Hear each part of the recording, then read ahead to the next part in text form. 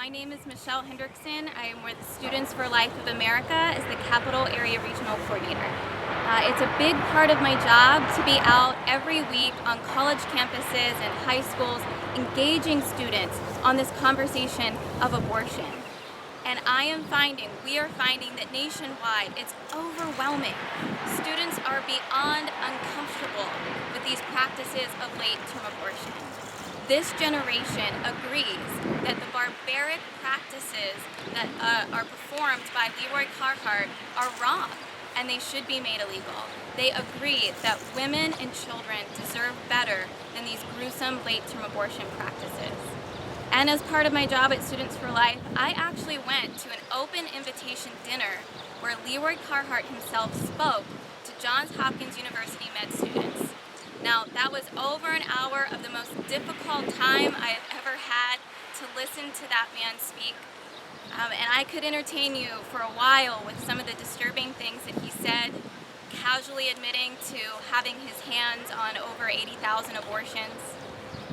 That he readily admitted he understood what he was doing, that was a baby, and that he was taking life.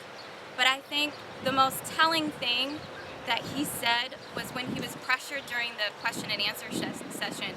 One of my students raised their hands and asked, what are your thoughts on these laws that are coming up to protect women during these procedures that you're doing? What are your thoughts on laws that would require you to have hospital admitting privileges so that you could provide life-saving follow-up care?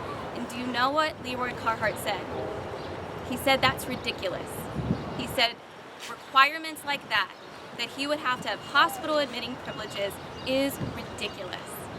And let us never forget, like it's already been mentioned, Jennifer Morabelli, 29 years old, lost her life, and her 33-week-old daughter, who she had already named Madison Lee, were both perished at the hands of Leroy Carhart. And when her health took a turn for the worse, he was nowhere to be found. And it all makes sense now. It's very clear. He thinks follow-up care like that is ridiculous. I am extremely grateful for the Select Panel Committee calling to investigate him. I'm thankful for everybody here, everyone who has been part of the ministry in Germantown to really, again, call for something better for our community, because women and children deserve better than what Dr. Leroy Carhart is providing. He is part of the problem and not part of the solution.